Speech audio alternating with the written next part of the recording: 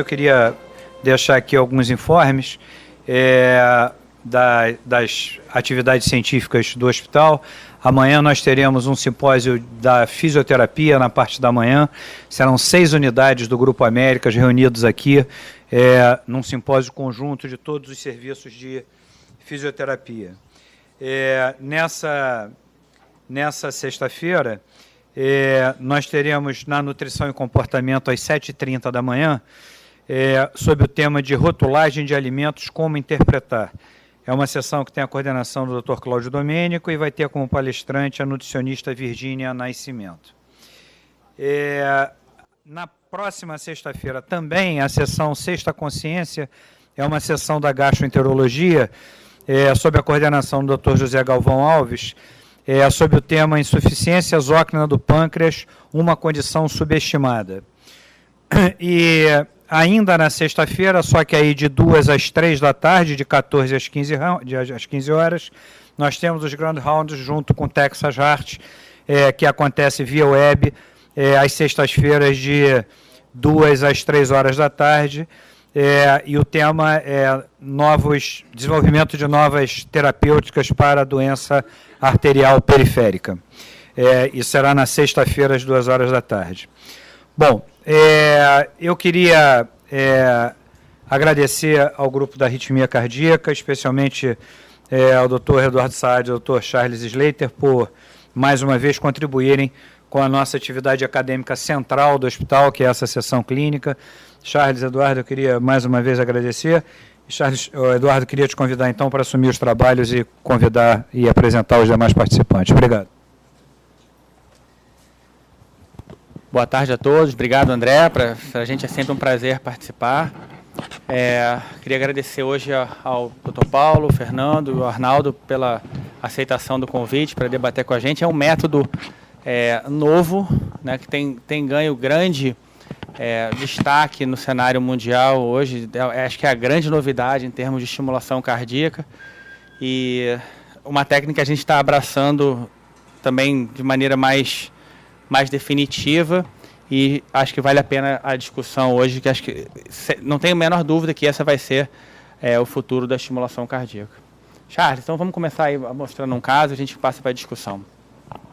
Na verdade, eu queria agradecer ao André exatamente pela oportunidade de a gente estar falando sobre um assunto tão importante no momento. Hoje, no momento em que a gente tem um grande número de pacientes indicados para a estimulação cardíaca como um todo, hoje ter em mente que a estimulação do feixe de Riesch está disponível para esse paciente, prevenção de dissincronia nos pacientes que ainda não a apresentam e uma opção interessante para você tentar ressincronizar esses pacientes de uma outra maneira. O caso clínico é um paciente do sexo masculino, 87 anos, hipertenso dislipidêmico. Ele procurou, na época que ele procurou no consultório, ele estava tomando losartan, 50 mg 2 vezes ao dia, AS, 100 mg 2 vezes ao dia, 100 mg dia, ezetimibe sem vastatina, 10, 40 mg dia. Na verdade, a queixa dele eram de episódios compatíveis com uma disfunção sinusal, uma síndrome de taquibrade. Tinha momentos, ele tinha inclusive flutter ocasionalmente, mas grande parte do tempo ele estava com bradicardia sinusal. Era mais intenso quando ele tentava introduzir um beta-bloqueador, como já foi tentado, exatamente porque ele tinha um ecocardiograma mostrando disfunção leve do ventrículo esquerdo, e a tentativa era tentar otimizá-lo com beta-bloqueador, coisa que ele nunca conseguiu por conta da frequência basal dele. Sem o beta-bloqueador ele até ficava com uma frequência razoável. O eletrocardiograma dele apresentava bloqueio de ramo esquerdo, com uma largura do QRS de 190 milissegundos e um intervalo PR de 240 milissegundos. Quanto aos sintomas, ele tinha alguma dispneia aos esforços, aquele paciente que está um pouco limitado em termos de quando ele é submetido aos esforços, mas sempre vinha à nossa cabeça: será que ele está limitado aos esforços pela disfunção sinusal, pela frequência que ocasionalmente ele apresenta? Ou ele tem dispneia aos esforços por conta de uma dissincronia que é proporcionada pelo bloqueio de ramo esquerdo dele? O eletrocardiograma dele, nesse momento, era exatamente igual a esse. Tem que discutir? Mostra que acho que é importante, é um bloqueio de ramo esquerdo típico, né? É um bloqueio de ramo esquerdo típico, aqui um PR longo, paciente com PR longo, mais de 240 milissegundos, bloqueio de ramo típico, tá? A duração da QRS é aquela que você colocou? Sim, ele chegava a ter quase 200 milissegundos aqui, né? 160, 180, a gente mede com mais precisão depois. Tá, então. E o ecocardiograma dele nessa época, tá? As partes mais importantes, ele tinha a fração de ejeção reduzida, 41% no Simpson, e dada como disfunção sistólica global leve do VE. E a época o ecocardiograma, mostrando a função ventricular, acho que é importante a gente ter em mente essa imagem, que é o nosso objetivo, esse paciente, à época, com um importante dissincronia. Arnaldo, se tiver alguma coisa que você queira apontar... Eu acho que essa imagem está muito feliz, esse corte apical. A gente vê nitidamente que durante a sístole o coração não vai, o miocárdio não vai para o centro da cavidade. Existe uma movimentação descoordenada do ventrículo esquerdo. O septo vai para a direita, né? Então a gente não precisa de Doppler tecidual. Só no visual a gente vê, e tem uma coisa interessante também, que ele mantém boa espessura as paredes, entendeu? Quer dizer, provavelmente é uma disfunção causada pelo bloqueio de ramo esquerdo. Já se admite que o bloqueio de ramo esquerdo pode levar à disfunção ventricular esquerda, mesmo os indivíduos que não tenham patologia estrutural do coração. Tá? Esse paciente também tinha uma ventriculografia radioisotópica na época, que também mostrava essa dissincronia, ficou claro no laudo do exame.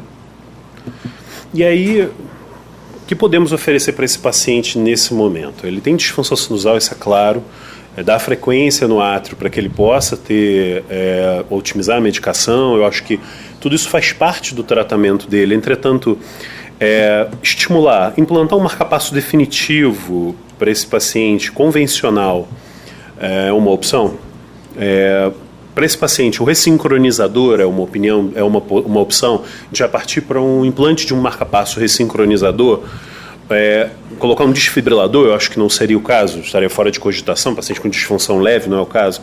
Ou implante de um marcapasso para estimulação do feixe de His. Nesse caso, não quero que vocês se sintam influenciados pelo título da apresentação. Fernando, você quer comentar sobre isso? O padrão seria um marcapasso convencional. Eduardo, obrigado pelo convite, Charles. O caso é muito interessante, né, que é um caso do dia a dia da clínica cardiológica, e você colocou várias opções de caminhos e todos eles têm que ser pensados. O beta-bloqueador, ele não vai tolerar provavelmente para a disfunção sinusal. O marcapasso definitivo convencional é o tratamento padrão de hoje, padrão, né, o básico. O ressincronizador, ele tem função ainda de função leve, não teria, ele sem disfunção do ventrículo esquerdo, embora tenha bloqueio de ramo esquerdo, não tem evidência. O desfibrilador, como você bem falou, ele não tem taquicardia ventricular clínica, ele não teve morte súbita, ele não tem disfunção grave do VE, também está afastado. Então ficaria entre esses, ou a estimulação do feixe de His, definitivo, ou o marcapasso definitivo, que é a terapia padrão. Já tem alguma coisa na literatura, algumas séries interessantes abordando esse tema, né? Eu tive a oportunidade de ver ontem um artigo do Jack que fala exatamente dessa situação. Um artigo de 2017, está aqui. Já havia dois grupos, né? Um grupo 1, em que, para a estimulação hissiana, o grupo 1 era o paciente que teve fracasso de responder à ressincronização convencional com disfunção do VE, ou aquele que não conseguiu colocar o eletrodo no seio coronariano de maneira adequada. E o grupo 2 era esse, que eram pacientes que tinham uma indicação de marcapasso convencional, seja por BAV, por doença no alto sinusal, e esses pacientes não tinham disfunção do ventrículo esquerdo necessariamente. E a maioria desse grupo, agora estou bem lembrando se o QRS era largo ou estreito, um pouco confio, Mas, de qualquer maneira, tinha BRE também no grupo. E eles foram alocados para a estimulação convencional versus a estimulação rissiana. O resultado foi bem interessante nessa série, né? Que houve melhora de classe funcional, houve melhora de qualidade de vida, houve melhora de remodelamento ventricular, de âmbitos diastólicos do ventrículo, de fração de ejeção, e teve também outros parâmetros ecocardiográficos também com benefício. Então, a estimulação mais fisiológica parece bem atraente aí, porque vamos encontrar limitações aí para a estimulação direita.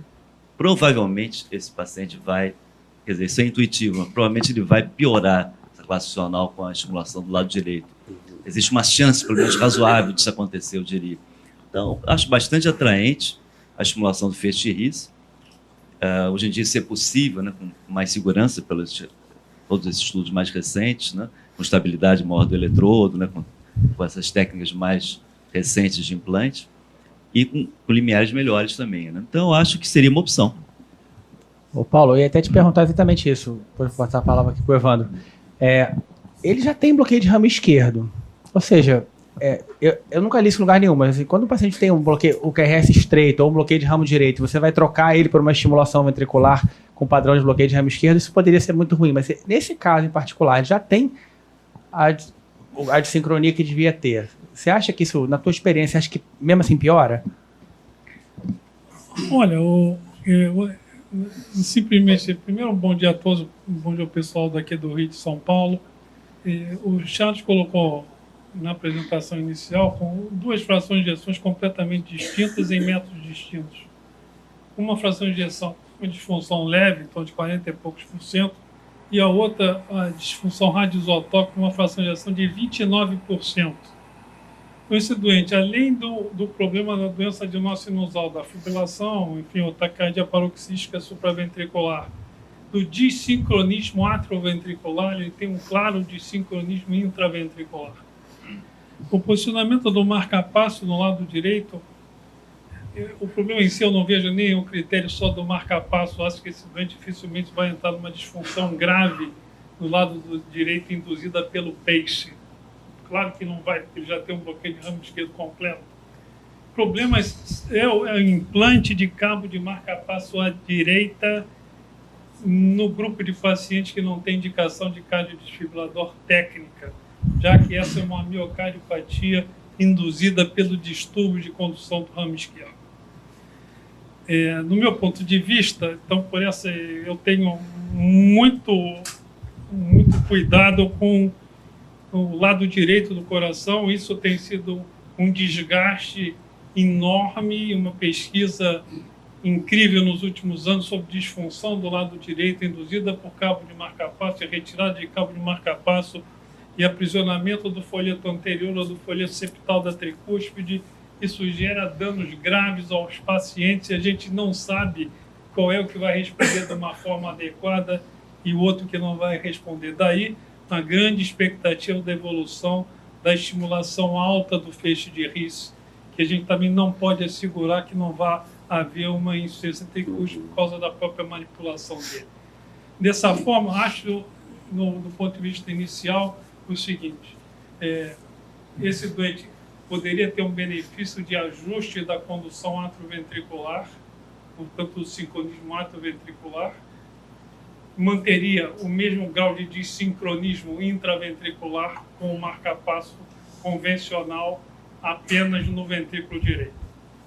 Mas penso que esse doente, evidentemente, pode evoluir para um futuro e a ideia é a gente começar a tratar o doente mais para frente. Mantém o débito cardíaco dele adequado e a disfunção diastólica dele, tanto quanto a sistólica presente. Será que essa disfunção diastólica, que aparentemente ele não tem no ecocardiograma, é porque a pré-carga dele também já é baixa? Ele já não consegue manipular? Isso a gente não sabe. Então, alguns dados objetivos desse doente especificamente, que é um doente simples, talvez seja o doente mais simples da linha inicial para se tentar implantar esse tipo de marca-passo. Um doente que não tem complicação adicional miocárdica, que não tem doença própria, e você está com um problema de débito específico. Então, eu acho que, obviamente, num regime habitual, esse paciente iria para um sincronismo atrioventricular e uma colocação do pace ventricular nos centros mais avançados que a gente tem. Acho definitivamente que o implante do marca-passo com um ressincronizador para ele, ou do feixe de Riss, preferencialmente pela própria fisiologia dele. Eu sei que existem outros detalhes em relação ao feixe de Riss, da adequação e da eficiência, que a gente está caminhando nisso a isso.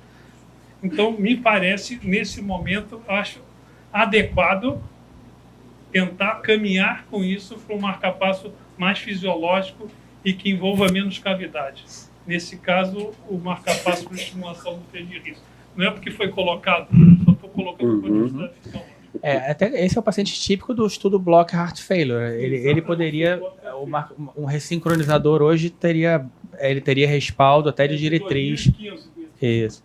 Já tem respaldo até de diretriz como uma classe 2A para um marca-passo ressincronizador. A desvantagem seriam 3 eletrodos, né? Evandro queria comentar? Queria sim. Primeiro, depois o Luiz Antônio ali, por favor. Primeiro, uma honra, Eduardo, a gente poder estar aprendendo com vocês. Não é? Os eletrofisiologistas têm ajudado a gente a repensar a doença miocárdica. Hoje, em 2019, qual o diagnóstico desse paciente? Primeiro, que a gente olha para o ventrículo. Ele tem um tipo de insuficiência cardíaca que a gente chama de middle range, né? Que é aquela entre 40 e 49. Esse é um grupo de pacientes que a gente, muitas das vezes, é um paciente a meio caminho de uma disfunção sistólica, que está se recuperando, ou, às vezes, é um paciente que tinha uma disfunção diastólica e vai piorando, não é? Principalmente o muito idoso.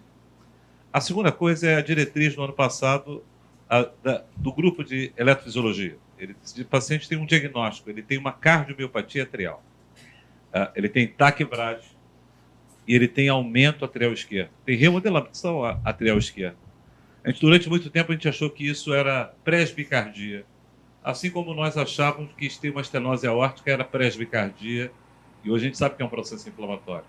Então, esse paciente tem uma doença atrial e esse paciente tem uma doença miocárdica.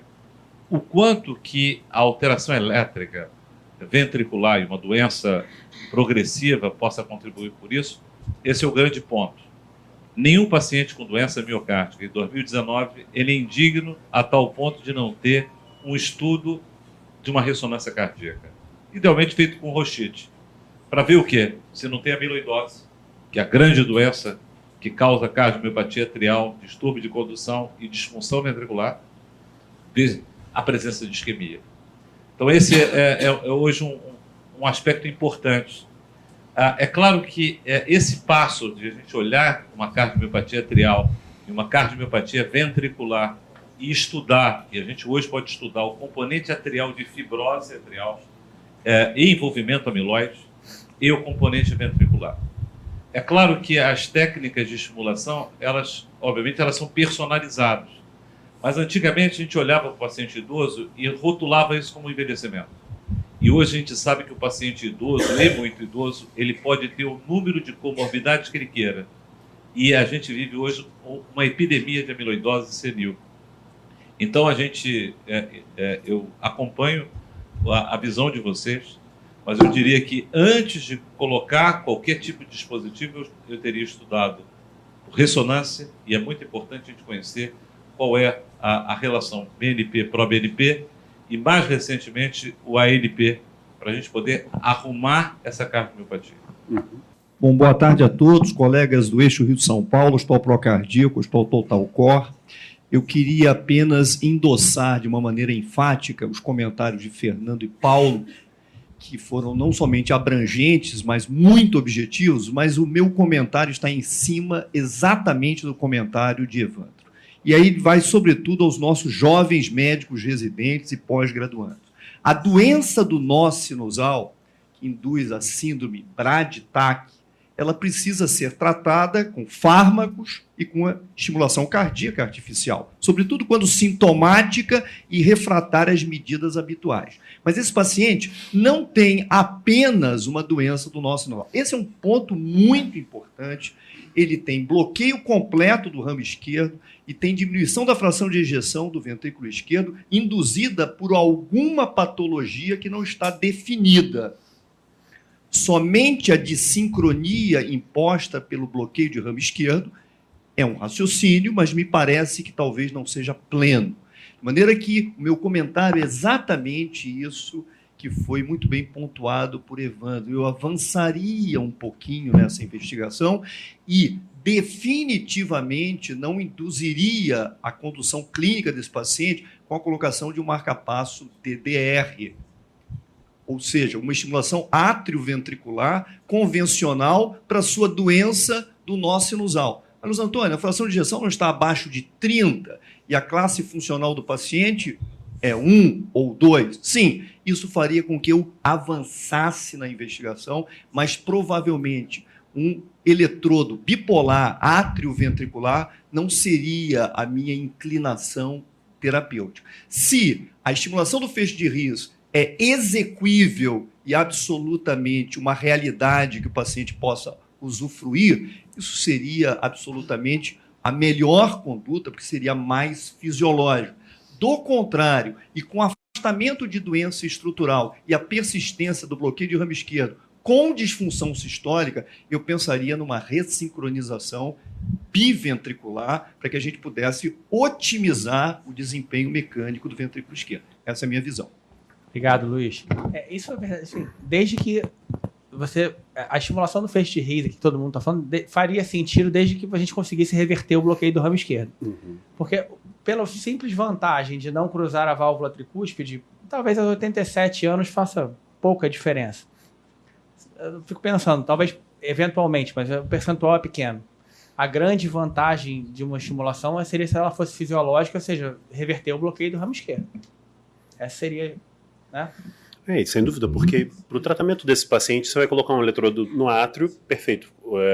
E o eletrodo ventricular, ao deixar em qualquer lugar do ventrículo direito, ele não vai fazer muita diferença para o paciente, mas a gente tem uma oportunidade de que esse eletrodo do ventrículo direito tenha uma função que recrute a fisiologia do paciente, nesse momento dessa tomada de decisão que a gente fica pensando, será que esse paciente não se beneficia de alguma forma, de algum tipo de estimulação mais fisiológica?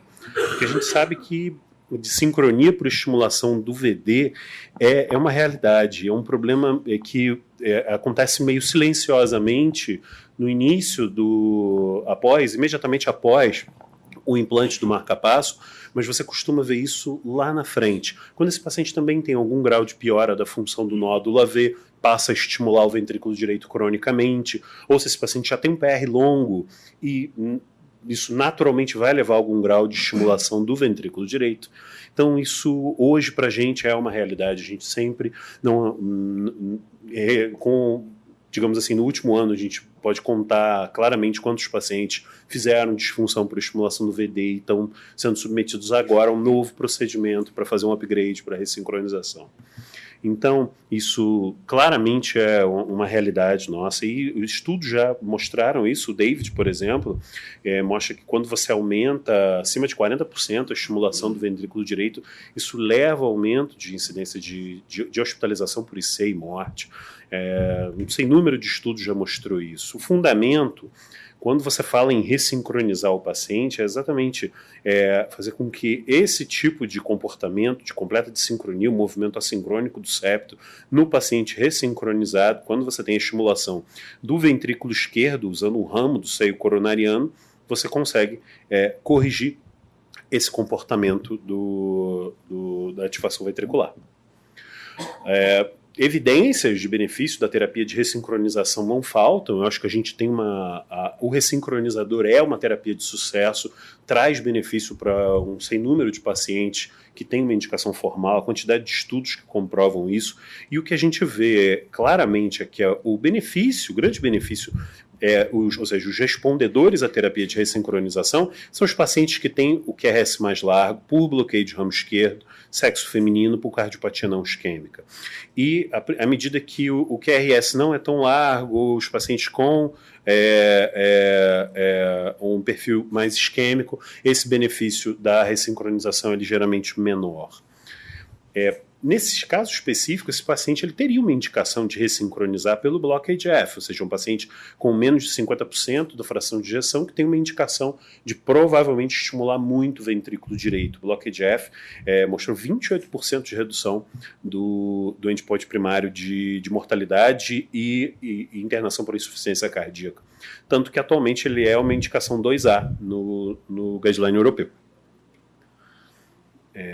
Entretanto, isso envolve algumas necessidades. A ressincronização, eu necessariamente tenho que ter um ramo do seio coronariano adequado para que eu possa colocar esse eletrodo.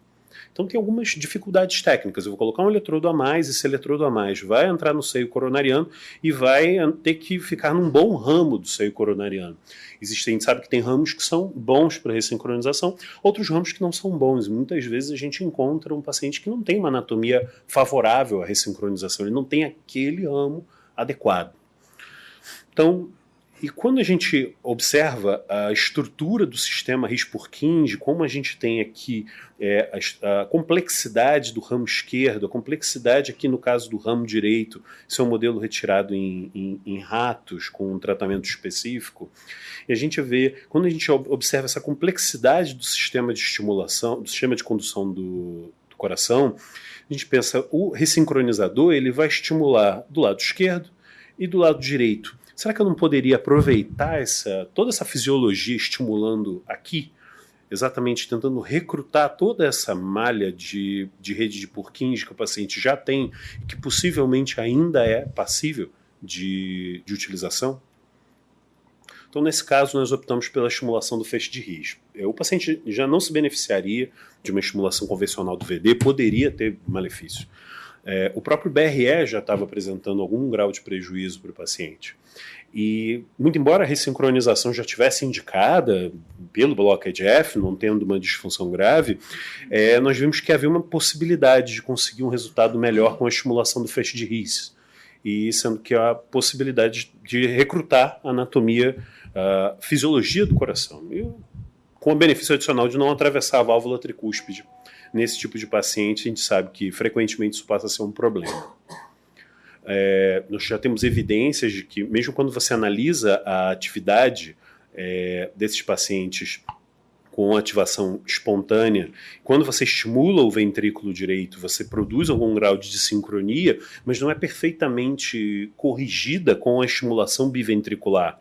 Você tenta reproduzir um padrão de estimulação melhor, mas ele não é um padrão comparável com a ativação espontânea do coração. Entretanto, quando a gente compara a ativação intrínseca com uma estimulação seletiva do feixe de RIS, é possível criar um padrão muito semelhante. Quando o paciente não tem bloqueio de ramo, quando esse paciente já não tem dissincronia, e eu faço a estimulação do feixe de RIS, o padrão é muito semelhante. A estimulação seletiva. A estimulação não seletiva, a diferença entre um e o outro eu vou explicar no slide à frente, também é muito semelhante, tem apenas um tipo de ativação, como se você tivesse uma ativação por uma via acessória, é um pouco diferente, mas produz benefício também. Já a estimulação biventricular, você produz um padrão de estimulação completamente diferente. O paciente pode responder, entretanto você não está utilizando a maneira fisiológica de estimular aquele coração. Isso não é uma ideia nova, estudos já de 2000 já mostraram que era possível estimular o feixe de RIS, e aqui a anatomia referente, a gente fala de não passar a válvula tricúspide, pensando como é que não passa a válvula tricúspide. Todo o sistema de estimulação ele vai atuar aqui nessa região anteroseptal do folheto tricúspide. Então, na grande maioria das vezes, a gente não vai estar com o coração estimulando abaixo da válvula, sim acima, ainda na parte do átrio direito. Tá? O fundamento disso, como é que eu corrijo um bloqueio de ramo esquerdo se eu aprendi que o bloqueio de ramo esquerdo é uma alteração distal no ramo esquerdo. Na verdade, isso vem mudando esse conceito, e existem várias teorias que mostram como é que você consegue corrigir um bloqueio de ramo esquerdo estimulando proximalmente, e a teoria que melhor fecha são a das fibras predestinadas, que na verdade a ativação do ramo esquerdo ela já acontece a partir de fibras já isoladas dos outros ramos no nódulo. Então quando você estimula aqui, o atraso principal do bloqueio de ramo, ele está no nódulo e não efetivamente no ramo esquerdo. Quando você estimula nesse ponto, após o sítio de bloqueio, você consegue recrutar o sistema de condução porque você ultrapassou passou o sítio de bloqueio, de atraso na condução, que é mais nodal do que distal. Isso na grande maioria dos pacientes. A gente sempre vai encontrar aquele paciente que realmente tem uma estimulação, um bloqueio mais distal, mas isso acaba sendo mais a exceção do que a regra. E aqui mostra, quando você estimula bem na região do bloqueio, você pode produzir uma estimulação seletiva, ou seja, tem uma espícula aqui e um QRS perfeitamente normal, com um intervalo isoelétrico entre os dois. Isso é sinal de que o estímulo entrou no sistema de condução, não ativou o ventrículo localmente, entrou no sistema de condução e ativou de forma silenciosa. Esse silêncio elétrico aqui mostra que ativou apenas o sistema de condução e não ativou o ventrículo localmente. Ou você pode ter uma estimulação chamada não seletiva, que você tem uma pequena ativação local. E os estudos mostram que tanto a ativação seletiva quanto a não seletiva são capazes de produzir benefício nesse paciente. Hoje temos um sem número de estudos, inclusive esse aqui, o RIS-SYNC, vai ter a apresentação dos dados agora em maio no Congresso do Heart Rhythm Society. Está sendo bem esperado esse resultado, que é uma comparação direta entre estimulação do feixe de RIS e ressincronização. Quanto à técnica do implante, é muito semelhante ao de implante de um marca-passo convencional. Entretanto, a gente precisa de um tipo de material um pouquinho diferente. O eletrodo que faz essa estimulação, ele é muito fino e muito flexível. Então a gente precisa de uma bainha, para poder fazer essa manipulação do eletrodo. Tá? Com essa bainha deflectível, eu consigo atingir a região que eu preciso, aqui na região septal da válvula tricúspide, implantar o eletrodo nessa região. E você consegue avançar o eletrodo para poder fixar adequadamente. O material é esse, o eletrodo, vocês podem ver que é bem fininho. Então esse é o caso. O paciente, no caso, entrou em sala com esse bloqueio de ramo esquerdo, QRS de 190 milissegundos.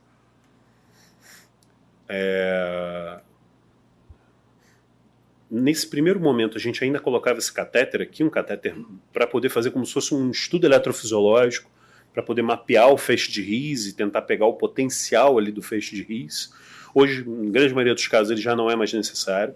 E aí você introduz uma bainha longa na cava superior para poder mapear. Esse mapeamento mostrou aqui a ativação do feixe de RIS. Você vê aqui exatamente o potencial do feixe de RIS no catéter. O que a gente vai tentar fazer, e vimos que ele tem um HV por volta de 61, isso é importante porque a gente vai medir isso depois. E usando essa bainha, eu vou começar a mapear essa região septal do anel tricúspide, e com isso vai ser possível. O meu catéter está vindo da perna aqui, eu estou tentando reproduzir com esse catéter vindo aqui de cima a ativação do feixe de RIS, tentar chegar nessa região para poder estimular adequadamente. Tá? Em determinado momento a gente consegue chegar nessa região e fixar o eletrodo nessa região especificamente. A gente solta o jacaré para que mede essa atividade, e eu vou enroscar o eletrodo nessa região do anel tricúspide. Tá? Uma vez que chegamos nessa região, pode ver que o próprio eletrodo mostra que tem um potencialzinho do feixe de RIS nele. Ao invés de ter só atividade ventricular, ele tem um potencialzinho do feixe de RIS. E aí, quando a gente faz a estimulação desse paciente, você pode ver que no próprio eletrodo a gente vê o intervalo HV é o mesmo, ou seja, como se eu tivesse um catéter dentro do RIS. Quando eu faço a estimulação, a gente obtém um QRS absolutamente estreito nessa posição. Parei.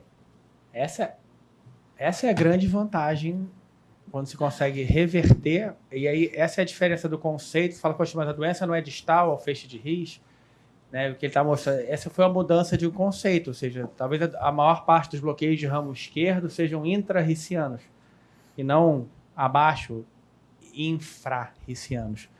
E esse QRS estreito assim, não há nenhuma terapia biventricular, de estimulação biventricular, que consiga produzir um QRS desse.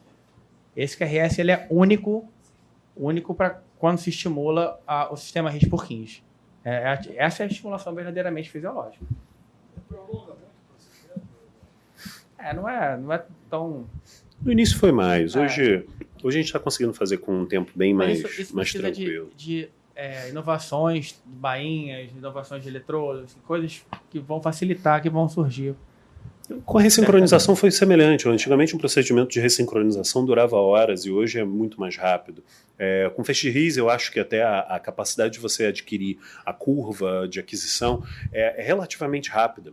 Usando material, setando a sala para poder funcionar a seu favor, é um procedimento que é bem mais interessante sendo feito na híbrida do que em qualquer outra sala, para que a gente possa ter tranquilidade, toda a estrutura, eu estou vendo todos os métodos que eu preciso ao mesmo tempo. Entretanto, hoje a gente consegue fazer mais rápido. Se esse bloqueio de ramo esquerdo fosse mais distal no FastRIS, seria possível fazer uma estimulação não seletiva, aproveitando a captura ventricular, a ativação ventricular simultânea, para dar um pouco mais de segurança? Não necessariamente, porque eles fizeram, nos primeiros casos, colocavam um cateter de backup no ventrículo, né? Sim. Com medo daquilo de posicionar, coisa e tal. Mas parece que essa estimulação não seletiva, como estimula o ventrículo também, tem as duas vias, né? Sim. Ventrículo e pela via do His-Purkinje. Você teria alguma, digamos, segurança um pouco maior? Dá um pouco mais de segurança quando o paciente, por exemplo, quando você está indicando para um BAVT, um paciente que tem um distúrbio de condução. Dependente do marcador. Exato. Mas nesse caso, como ele não era totalmente dependente da questão da condução atrioventricular era normal, quer dizer, acontecia por meio de bloqueio de ramo esquerdo, mas ele não tinha sintoma por bloqueio agudo, com esse tipo de ativação seletiva, nós vimos uma grande vantagem. Trazia o benefício, provava o conceito, né, porque é o paciente que a gente estava esperando, porque ele prova o conceito, que é possível reverter um bloqueio de ramo esquerdo por uma estimulação no FastRIS proximal. O BRE corrigido, né? Exato, correção do bloqueio de ramo. Mas a tua pergunta faz todo sentido. Não é todo o BRE hoje que você consegue reverter com a estimulação no FastRIS. E, obviamente, essa relação entre o quanto de miocárdio adjacente você captura e quanto de seletividade você tem no FastRIS, ele é variável de caso a caso de cada posição do eletrodo. Isso é medido agudamente. É o limiar seletivo, o limiar não seletivo. O ideal é que você tenha um limiar não seletivo bem baixinho, um limiar seletivo mais alto, você vai ter uma margem de segurança maior na sua estimulação. Se você perder a captura do FastRIS, você ainda tem a captura do ventrículo adjacente. E esse tema é tão importante, eu acho que você vai mostrar, né? Tem um estudo chamado HOT-CRT, que combina as duas técnicas. Ou seja, quando você não consegue reverter o bloqueio de ramo esquerdo só pela estimulação do RIS, o Charles vai mostrar um caso que a gente fez, que você estimula o FastRIS e também recruta o ventrículo esquerdo ao mesmo tempo pelo seio coronário. Mas, enfim, é um pouco mais complicado. Bem, nesse caso, mais uma vez, medindo os intervalos... Só uma pergunta adicional claro. para vocês. O que claramente foi definido que esse doente é o melhor dos doentes, né? O implante foi mais fácil, ele foi no eixo central do FastRIS e não na parte esquerda do FastRIS, que tem um percentual grande de pacientes que também tem a estimulação necessária no ramo esquerdo. Então, a minha pergunta é a seguinte: qual é a expectativa de resolução técnica nesses graus diferentes de estimulação? E, obviamente, quanto mais proximal for a estimulação dentro do FastRIS, melhor será a solução do paciente, óbvio. Né? E se a ideia de vocês quanto ao uso dos pacientes com bloqueio completo do ramo direito? É isso. Existem benefícios também para paciente com bloqueio do ramo direito. Em determinado momento eu vou mostrar. As séries são pequenas, Paulo, mas tem uma série super interessante em insuficiência cardíaca, que uma dos maus respondedores à terapia de ressincronização clássica é a presença de bloqueio de ramo direito, né? E tem uma série especificamente com bloqueio de ramo direito. É uma série pequena, mas que mostra melhor evolução de fração de ejeção e função ventricular com uma estimulação do feixe de RIS nessa circunstância, revertendo o bloqueio de ramo direito. Sim. E tem uma técnica também de um chinês que está botando o eletrodo dentro do septo, lá dentro, para estimular direto o ramo esquerdo. Tem uma série de... Acho que você vai mostrar, não vai? Não chega a dar esse exemplo, mas eu acho que é algo que vai... Em algum momento a gente vai ter que falando disso também. É só para a gente analisar a variabilidade do mundo que a gente está entrando dentro dos pacientes com Mas isso que você falou é isso mesmo. Esse é o melhor dos mundos. É o paciente com bloqueio de Esse ramo é o melhor esquerdo dos que mundos. você vai botar um marca-passo tecnicamente DDD, um eletrodo atrial e um outro eletrodo que vai estar no folheto septal da tricúspide, que não vai cruzar o folheto septal da tricúspide e que vai estimular o ventrículo, o feixe de Risch. Ok. Agora, essa anatomia, essa concepção mais recente da anatomia do feixe de Risch, eles mostram que essa associação longitudinal que você mostrou, né, Charles? A certa predestinação das fibras, mas é mais preferencial naturalmente, para o ventrículo esquerdo, para o ramo esquerdo. Né? Muito mais preferencial para o ramo esquerdo que para o direito. Né? Isso pode trazer vantagens e desvantagens. Né? Na verdade, a gente está vendo, está abrindo um outro mundo falando desse tipo de atividade do sistema de condução. Hoje já se fala em fazer um estudo eletrofisiológico usando catéteres específicos para mostrar quem responde e quem não responde à terapia com estimulação do feixe de Risch, mapeando os dois lados do septo, padrões específicos. Então, a gente está conhecendo detalhes a respeito do sistema de condução que antes a gente não tinha. E até da anatomia, né? Da anatomia. Tem variações, tem 4 tipos de variantes gerais Isso. anatômicas da penetração do feixe de Risch no septo e sob bifurcação. Então, assim, a gente não sabe disso de antemão. Você vai tentando posicionar o eletrodo em algum local onde você tem algum sinal do Risch mais proximal, mais distal, até conseguir algum efeito. Tanto que alguns pacientes você consegue uma estimulação seletiva, você não, tá não seletivo, eu vou tentar de novo para achar seletivo. Às vezes não tem como, porque o Risch está protegido por uma camada de músculo que necessariamente você vai estimular. Então ele não é naked, ele tá ali exposto, ele não está exposto, então você necessariamente vai estimular um pouco de músculo. Então a questão de seletividade ou não seletividade, algumas vezes você consegue fazer essa opção. Outras não, vai ser ou seletivo ou não seletivo. Mas a não seletividade não trouxe um maior prejuízo. Não trouxe prejuízo. Porque teoricamente a ativação chega na distal, né, da fibra de Purkinje mais rápido do que a ativação intramuscular da base do coração. Então, na verdade, você vai ter uma fusão muito pequenininha, como se fosse uma micro-onda delta no eletro, mas não vai ter grande impacto sobre a ativação do grosso da massa ventricular. Sim. O que a gente consegue ver aqui, quando a gente amplia o QRS, é que desde a espícula até o início do QRS são 60 milissegundos, mais ou menos o que ele tinha de HV. Ou seja, a gente entrou no sistema de condução, o estímulo entrou no sistema de condução, andou silenciosamente, não teve atividade aqui, e quando ativou, ele ativou com QRS com 99 milissegundos de duração. Tá? Esse é o aspecto final do eletrodo. O eletrodo aqui está virado para a região septal do anel tricúspide. O eletrodo atrial é um eletrodo ventricular. Então esse é o eletro final, que é estreito. Ele tem algumas alterações do segmento ST que são transitórias e que depois no eletrocardiograma que foi feito, elas desapareceram. Memória do ramo esquerdo. Como se fosse uma memória, né? Você vê o antes e o depois, a atividade, o pré e pós. Oi? Ele não tinha uma avaliação para coronária, ele tinha exames de avaliação funcional, que eram normais, mas não tinha uma coronariografia até então. Esse é o eletro final já sem essas alterações da parede anterior, eletro já do consultório. Mas, de novo, esse QRS ele é único, assim, não há terapia de ressincronização por estimulação biventricular que produz um QRS Sem dúvida. Como esse. Luiz, você queria falar? Pergunta elementar e absolutamente de cunho pedagógico para aprendizado coletivo. Se fizeram uma abordagem e estimulação por técnica femoral, quer dizer, um misto de Seldinger com uma dissecção. Onde entra a bolsa do marca-passo para a estimulação do paciente? Não. Aquele catéter que foi pela femoral foi só para a gente ter uma referência do feixe de Risch. É um catéter com mais polos em que você tem um mapeamento mais robusto da região da onde está o Risch. É só para localização do Risch. Aí você vem normalmente pela loja de cima. É igualzinho o marca-passo TDD. Ou seja, houve também ali um estudo eletrofisiológico pré-procedimento. Isso aí. Mas hoje todos os grandes centros, eles aboliram o uso desse catéter e hoje a gente está vendo realmente que esse catéter femoral, nos primeiros casos ele teve sua utilidade, mas hoje em dia a gente está fazendo sem o catéter femoral, é bem seguro, você consegue fazer um mapeamento pelo próprio eletrodo, você vê o potencial no eletrodo e fixa como você quiser. Esse é o eco pós, Arnaldo. Não, a gente vê uma nítida melhora. Agora o ventrículo contrai harmonicamente. A gente vê os eletrodos aqui também, ó. Aqui o eletrodo atrial. E se vocês forçarem a vista aqui, vocês veem o eletrodo no anel tricuspídeo, junto ao folheto septal e vem um brilho aqui que provavelmente é o ganchinho lá enroscado. Ficou bastante...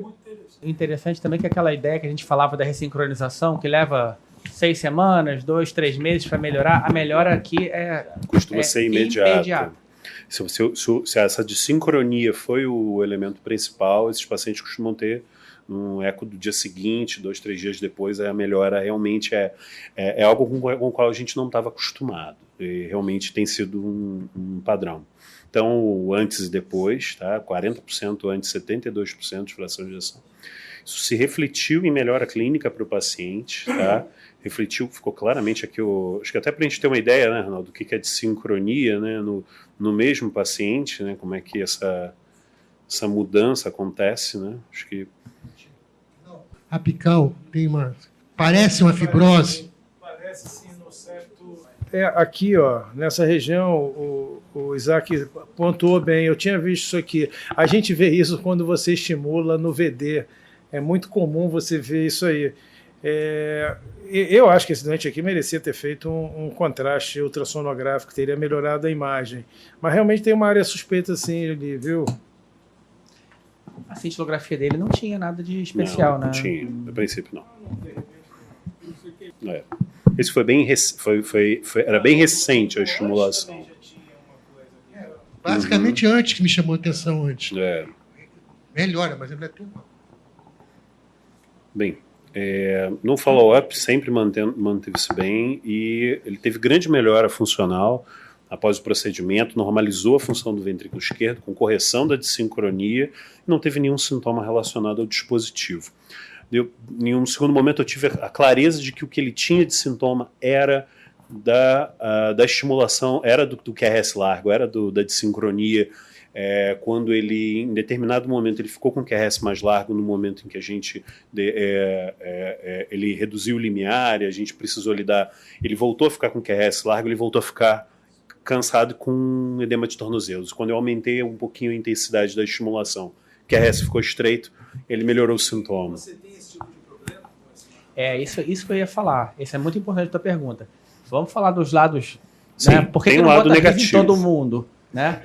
Uma das primeiras coisas é exatamente isso. Como o RIS está entremeado no sistema fibroso do coração, é natural que os limiares de captura sejam bem maiores, significativamente maiores, do que o limiar de captura muscular.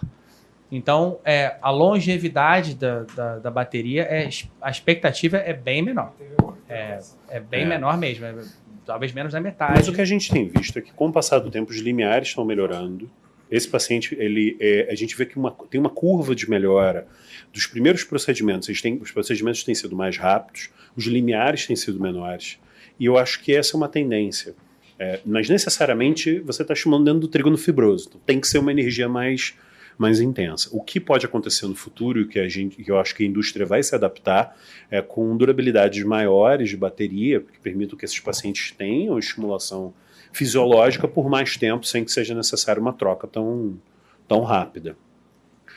Rapidamente, a gente já teve outros casos em que, da mesma forma, a correção do BRE foi possível, em pacientes que tinham bloqueio AV de segundo grau, tinham distúrbio de condução, foi possível corrigir e dar QRS estreito para esses pacientes.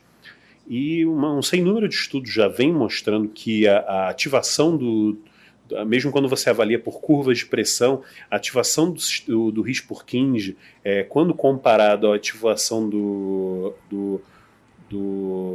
intrínseca dos ventrículos, ela é comparável e superior à ativação do ventrículo esquerdo isoladamente. Você vê que o padrão, quando você tem a estimulação apenas do feixe de RIS comparado, é comparável à ativação intrínseca do coração. Um dos primeiros estudos que mostrou isso para a gente em termos de ressincronização foi bem interessante. Ele tinha um seguinte desenho: os pacientes eram alocados para estimulação do feixe de RIS ou biventricular.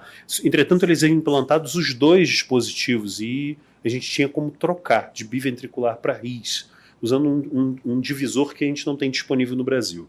Então, esses pacientes eles faziam 6 meses de estimulação de RIS ou de biventricular, e em determinado momento, 6 meses depois, eram trocados.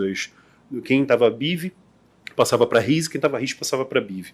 Esses pacientes não tiveram diferença na classe funcional, na fração de ejeção, qualidade de vida e teste de caminhada de 6 minutos. Eles não tinham sido randomizados, entretanto, quem teve o benefício do BIV ou do RIS não perdeu nenhum benefício com a troca.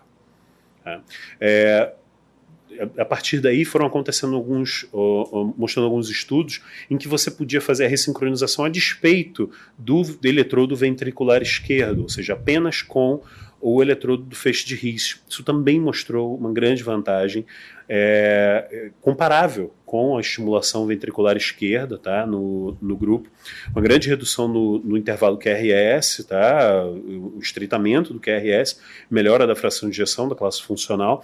Nós tivemos recentemente um caso que foi exatamente isso, um paciente que foi submetido ao implante de um desfibrilador e que ao invés de colocar um eletrodo no seio coronariano, a gente colocou um eletrodo no feixe de RIS. Tá? Então, esse paciente tem um desfibrilador, ele não tem um marca-passo, ele teria uma estimulação, está com esse eletrodo no ventrículo direito, exatamente porque é o eletrodo de choque. Entretanto, a estimulação não está acontecendo por esse eletrodo do ventrículo direito, está acontecendo pelo eletrodo do feixe de RIS. Quando a gente vê o QRS dele estreito, tá? Com a estimulação do feixe de RIS. A gente ainda não tem como colocar um eletrodo esse eletrodo aqui, porque as ondas R são menores, isso teria problemas na detecção do desfibrilador. Então, nesses casos, no desfibrilador, necessariamente o eletrodo do desfibrilador tem que estar no VD, e a gente coloca um eletrodo no feixe de RIS para fazer a estimulação como se fosse a do seio coronariano. Foi o que o Paulo tinha mencionado no início. Quando você tem que... Exato. Quando o dispositivo é um desfibrilador, você vai precisar cruzar a válvula tricúspide, não tem jeito. Aí não tem alternativa. Sim, aí você teria que combinar dois devices, um CDI subcutâneo para desfibrilação e um marca-passo para estimulação do RIS. Mais complexo, né? E recentemente, a questão é ressincronizar ou colocar o eletrodo no feixe de RIS. A questão é, por que não os dois? Esse estudo, otimizando a ressincronização cardíaca com o feixe de RIS, ganhou o nome de Hot CRT. Isso ganhou rapidamente, virou o nome da técnica. Nunca um estudo virou o nome de uma técnica de forma tão rápida, mostrando que pacientes que, por algum motivo, a gente já tinha comentado sobre isso, quando você coloca o eletrodo no feixe de RIS, tem doença distal e não corrige completamente o bloqueio de ramo, isso pode acontecer. Você pode não corrigir completamente o bloqueio de ramo. Entretanto, quando você adiciona esse eletrodo no feixe de RIS ou eletrodo de ressincronização, existe uma grande redução na largura do QRS desses pacientes, mesmo em comparação com a estimulação do feixe de RIS, que não houve correção do bloqueio de ramo.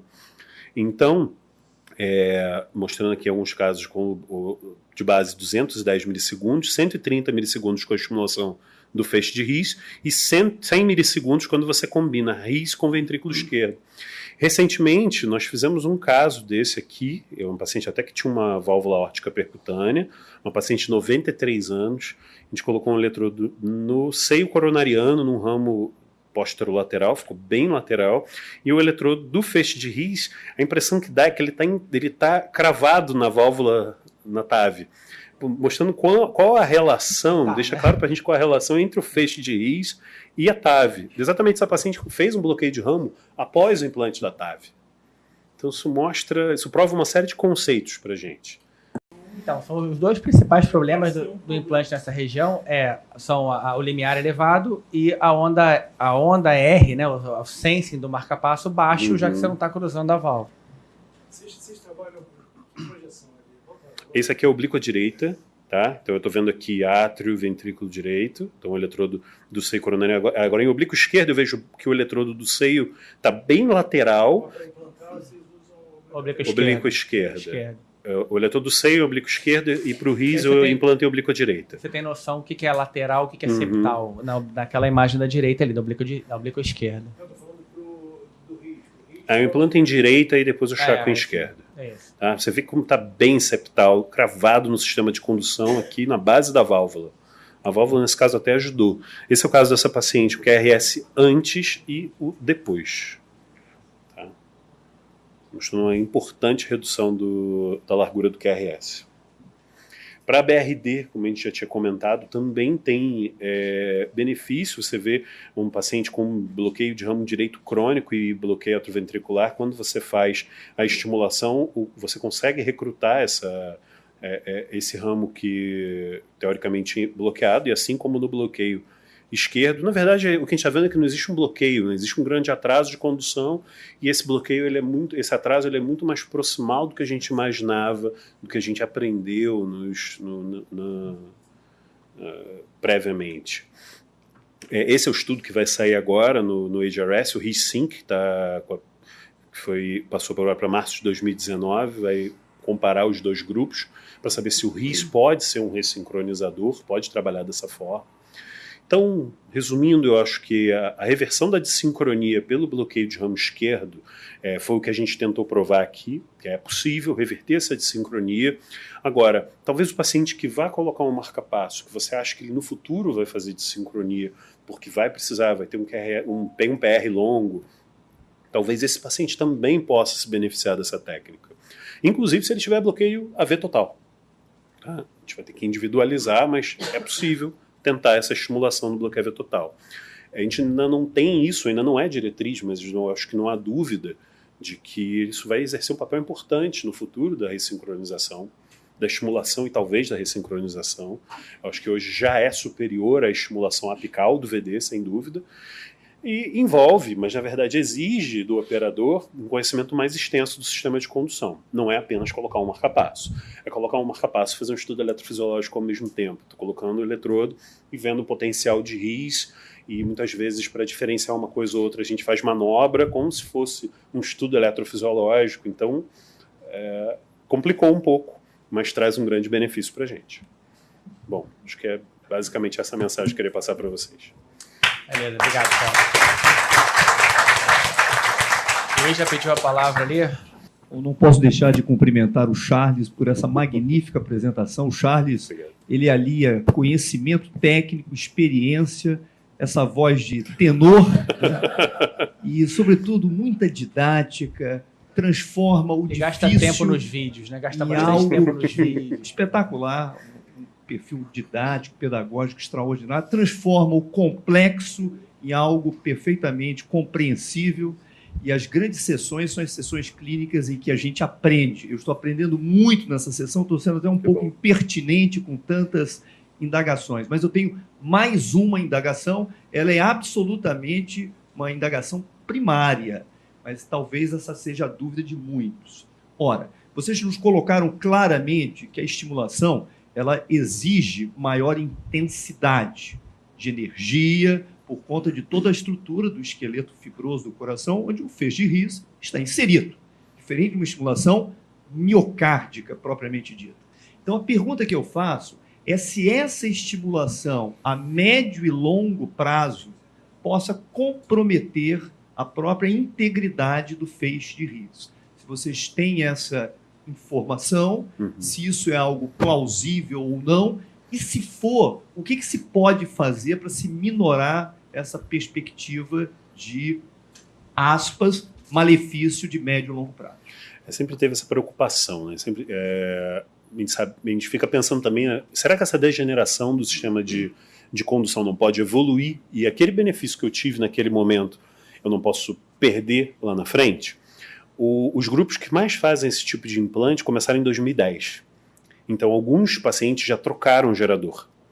E o que eles fazem na troca dos geradores, fizeram um estudo bem interessante, que eles compararam todos os dados da estimulação do implante com a revisão do aparelho. E não teve nenhuma diferença. Estou mostrando que esses resultados eles são resultados de longo prazo. E que é muito pouco provável que, uma vez que você adquiriu uma boa estimulação, um QRS adequado, que isso se perca com o passar do tempo. Mas isso é um ponto, não é primário não, é um ponto fundamental. Porque aqui o que a gente acha que é primário já não é mais primário. Porque, Sem por dúvida. exemplo, um paciente com BRD, bloqueio anterior esquerdo e PR longo, que você depois deixa com QRS estreito, já não é mais, é um conceito diferente.